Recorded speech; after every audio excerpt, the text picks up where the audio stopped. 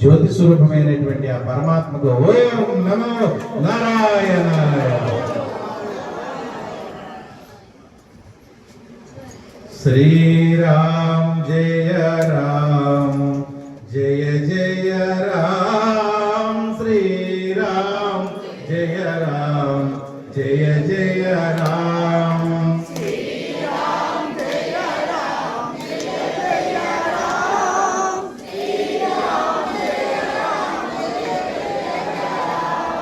శ్రీరామ్ జయ రామ్ జయ జయ రామ్, శ్రీరామ్ జయ రామ్ జయ జయ రామ్.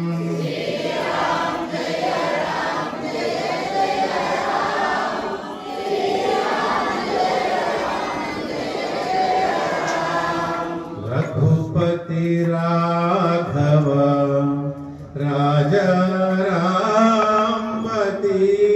పావన సీతారాం.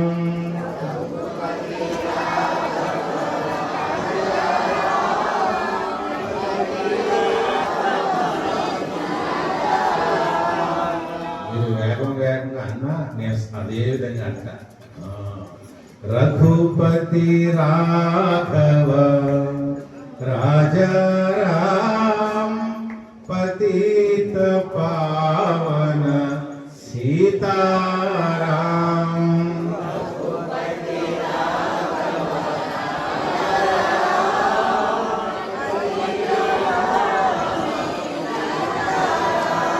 ఎందుకంటే కలియుగ ప్రత్యక్షమైనటువంటి ఆంజనేయ స్వామి అందరినీ గమనిస్తున్నారు. ఎవరు రామరామ అని అంటున్నారా లేదా తర్వాత చూసుకోండి. భద్రగిరీశ్వర సీతారాం భక్త జనా ప్రియ సీతారాం. భద్రగిరీశ్వర సీతారాం భక్త జనా ప్రియ సీతారాం. జానకి రమణ సీతారాం జయ జయ రాఘవ సీతారాం.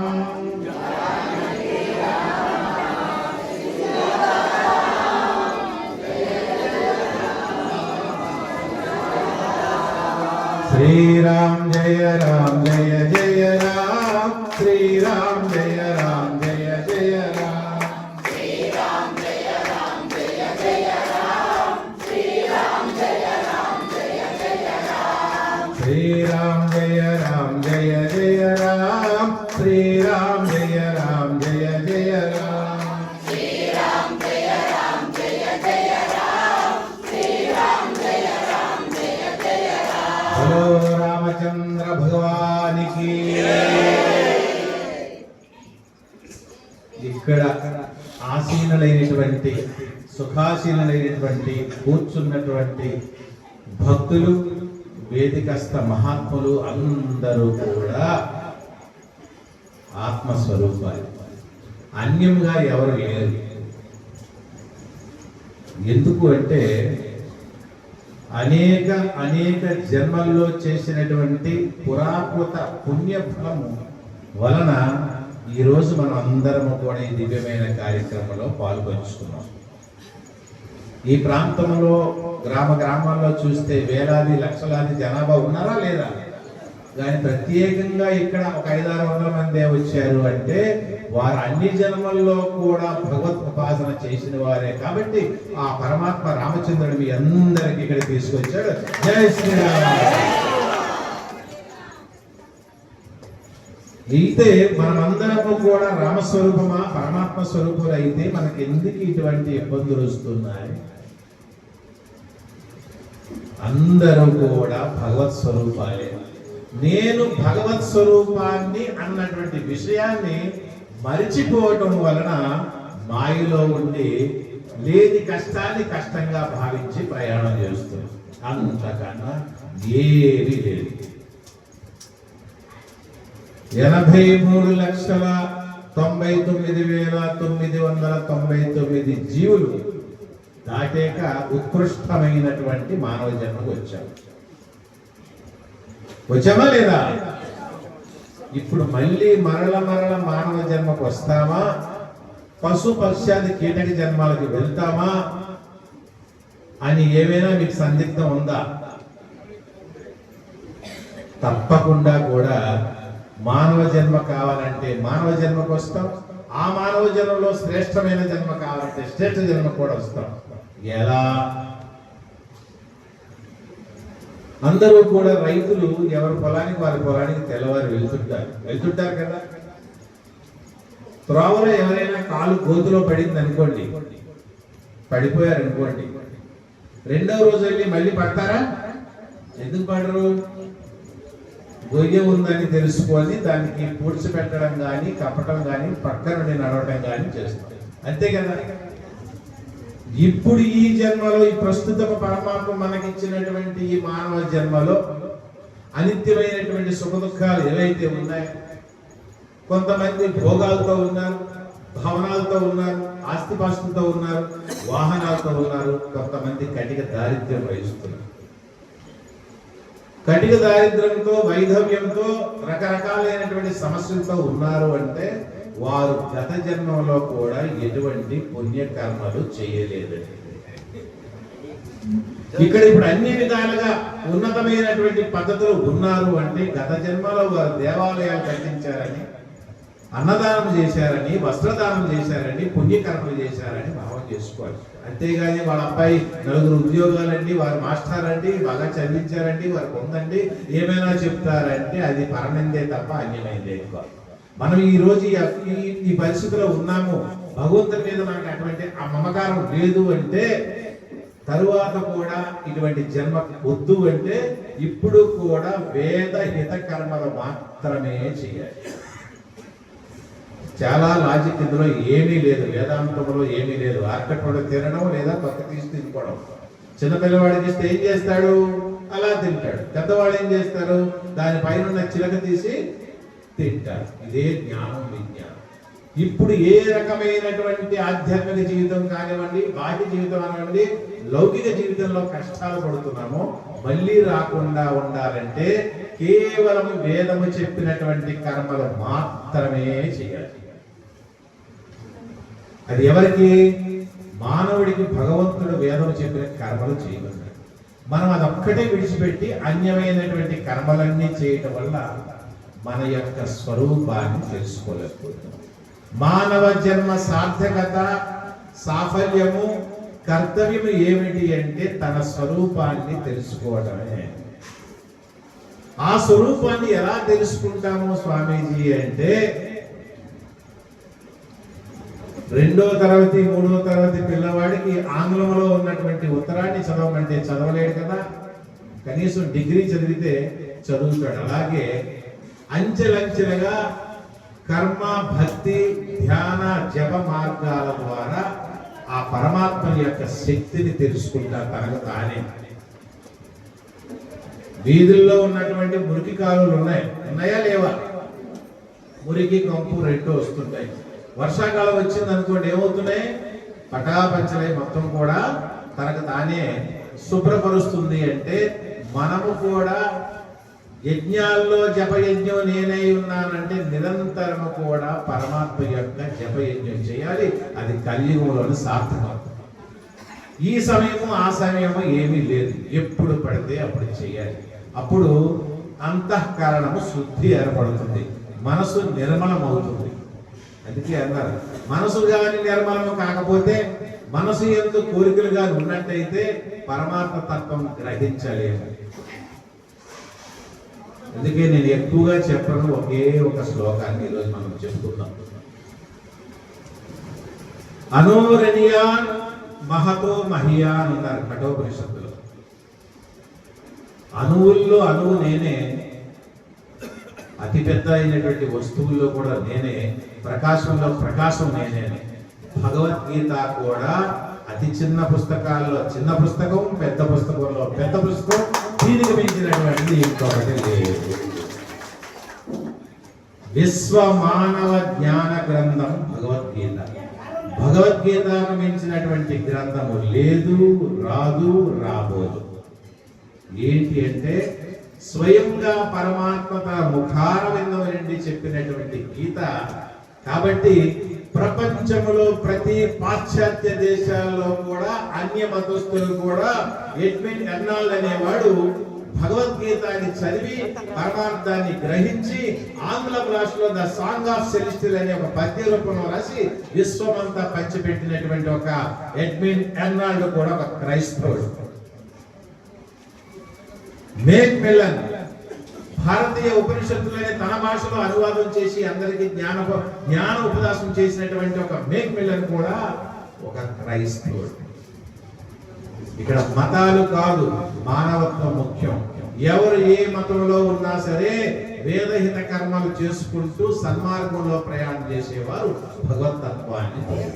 దీనిలో ఏ సందేహం లేదు. అందుకే అన్నారు, ధర్మోపార్జిత జీవితానం శాస్త్రేషు జ్ఞానేషు సదారతానం అతిథి ప్రియానం గృహేషు మోక్షం పురుషోత్తమానం. చాలా సునాయాసంగా గృహస్థాశ్రమంలో ఉన్నవారు మోక్షం పొందొచ్చు. బ్రహ్మచారుల కన్నా, సన్యాసుల కన్నా, వానప్రస్థుల కన్నా, వేదాంతుల కన్నా గృహస్థాశ్రమంలో ఉన్నవారు వెంటనే మోక్షం పొందొచ్చారు. ఏమిటి దానికి చిట్కా అంటే చక్కడైంది ధర్మబద్ధమైనటువంటి ఆర్జనతో జీవించడం. భారతీయ శాస్త్రాలు చదవడం, చదువు రాకపోతే చదివించి వినటం, దాని నుండి జ్ఞానాన్ని గ్రహించడం. అతిథి ప్రియాణం. భారతదేశంలో ప్రత్యేకంగా చెప్పవలసిన పని లేదు. వందల ఏళ్ల తరబడి కూడా ఈ భారతదేశానికి వచ్చినటువంటి డచ్ వారు, పోర్చుగీస్ వారు, ఈస్ట్ ఇండియా వారు, బ్రిటిష్ వారు ప్రతి ఒక్కరికి అతిథి దేవోభవని ఆదరించాం. తిన్నంటూ వాసాలు లెక్క పెట్టారు. వారే భారతీయ సనాతన ధర్మాన్ని తెలుసుకొని విడిచిపెట్టి వెళ్ళిపోయారంటే భారతదేశ ఔన్నత్యం ఎంతో మనం తెలుసుకోవాలి. జై శ్రీరామ్. అటువంటి గొప్పదైనటువంటి దేశంలో పుట్టడమే మనం చేసుకున్నటువంటి పుణ్యం. పుట్టిన తర్వాత ఇటువంటి సత్సంగ సభల్లో మనం కూర్చోవడం రెండో చేసుకున్నటువంటి పుణ్యం. అంతకన్నా మనకి ఏం కావాలి? కనుక పరమాత్మ ఇక్కడ రెండు అల్పాత్ములు, మహాత్ములు అని మనందరం అంటాం. ఆయనకేమండి మహాత్ముడు అన్నారు. ఇప్పుడు చక్కగా తిరుపతి మాస్టర్ గారు చాలా చక్కగా ఆయన బోధించారు. ఎందుకంటే ఆయన జీవనంలో కూడా ఉపాధ్యాయులుగా ఉండి ఎంతో మంది పిల్లలకి భావి పౌరులను తయారు చేశారు. రాష్ట్రపతులు అయి ఉండొచ్చు, మంత్రులు అయి ఉండొచ్చు, ఎన్నో ఉద్యోగాలు చేయవచ్చు. కానీ గురువులు అనేటప్పుడు ఆ అజ్ఞానాన్ని పారద్రోలి జ్ఞానాన్ని ఇచ్చినటువంటి ఏకైక అయినటువంటి సద్వస్తువు ప్రపంచంలో ఏదైతే ఉందో అదే గురువు. జై శ్రీరామ్. అటువంటి అది వాచక గురువా, బోధక గురువా, కారణ గురువా, పరమ గురువా, నిషిద్ధ గురువా అవన్నీ పక్కన పెట్టండి. గురువు. కాబట్టి భగవంతుడు మనకి భారతమ మధ్యంలో భగవద్గీత ఎలా ఉందో భగవద్గీతలో కూడా మధ్యంగా 9వ అధ్యాయం ఉంది. అంతేనా? 9 సంఖ్య బహురూపాల్లో కనిపిస్తూ ఏకత్వాన్ని పొందుతుంది. ఏకత్వంగా ఉండి బహురూపాలు సంపాదిస్తుంది. పరమాత్మని యొక్క లక్షణం 9లో ఉంది. 9కి దేని చేత భాగించినా మీకు 9 వస్తారు. అన్ని రూపాలు దానివే. అందుకే అంటున్నారు, భగవంతుని యొక్క పరమాత్మ యొక్క విశిష్టత తెలుసుకోవాలి అంటే దానికి ఏమిటి కావాలి? అన్నం వండాలనుకున్నాం అనుకోండి, ఏం కావాలి? బియ్యము, నీరు, నిప్పు, పాత్ర. మరి సాధారణమైనటువంటి భౌతిక పదార్థాన్ని మనం పొందడానికే అంత కష్టపడతాం, అవునా కాదా? మీ గృహంలో బిడ్డకు వివాహం చేయాలనుకున్నారనుకోండి, ఏం చేస్తారు? బట్టలు ఎక్కడ కొనాలి అని ఎంక్వైరీ చేస్తారా లేదా? ఏ షాప్ లో కొంటే నాణ్యత ఉంటుంది, ఏ దుకాణంలో కొంటే ధర తక్కువగా ఉంటుంది, ఏ దుకాణంలో కొంటే మన్నిక ఎక్కువ ఉంటుంది. దాన్ని ఏమన్నారు తెలుగులో? విచారణ, ఎంక్వైరీ చేస్తున్నామా లేదా? కూరగాయల మార్కెట్కి వెళ్తే కూరగాయలు ఎక్కడ మంచిగా దొరుకుతున్నాయని విచారణ చేస్తున్నామా లేదా? బంగారం కోరేటప్పుడు విచారణ చేస్తున్నామా లేదా? అంతవరకు ఎందుకు మీ అమ్మాయిని వివాహం చేయాలంటే వరుడు ఎలాంటి వాడో లేదా విచారణ చేస్తున్నారా లేదా? అనిత్యమైనటువంటి భవబంధాలకు వస్తువుల కోసమే విచారణ చేస్తుంటే అతిగూహ్యమైనటువంటివి రాజవిద్య అయినటువంటి బ్రహ్మ విద్య అయినటువంటి పరమాత్మ తెలుసుకోవడానికి విచారణ చేయకపోతే ఎలా? రాజవిద్య రాజగుహ్య యోగము అది ఎవరికి చెప్పారు? ఒక కలెక్టర్ కావాలి అంటే ఐఏఎస్ పరీక్ష పాస్ అవ్వాలి, అంతేనా? ఒక ఉపాధ్యాయులు కావాలంటే దానికి తగ్గట్టు డిగ్రీ, ఆ టీచర్ ట్రైనింగ్ ఉండాలి. ఒక క్వాలిఫికేషన్ ఉందా లేదా? మరి బ్రహ్మ విద్యకు కూడా క్వాలిఫికేషన్ ఉన్నది. అది లేనప్పుడు మనం ఎన్ని సత్సంగాల్లో కూర్చున్నా, ఎన్ని తీర్థయాత్రలు చేసినా, ఎంత మరణం చేసినా ఆనందం పొందుతాం, పుణ్యం పొందుతాం, పుణ్యలోకాల్లో వస్తాం, కానీ బ్రహ్మ విద్య తెలుసుకోలేదు. ఇవి చేయటం వల్ల పుణ్యం వస్తుంది, కొంతకాలం పాటు, కొన్ని యుగాల పాటు, కొన్ని సంవత్సరాల పాటు పుణ్యలోకాల్లో ఆనందంగా సత్యలోకాల్లో ఉంటాం. పుణ్యం నశించింది, మళ్ళీ జన్మ ఖాయం. కాబట్టి బ్రహ్మ విద్య తెలుసుకున్న వాడికి జననము లేదు, మరణము లేదు. జనన మరణాల నుండి తప్పించుకోవాలంటే దానికి ఒకే ఒక కారణం ఏమిటి? బ్రహ్మ విద్య.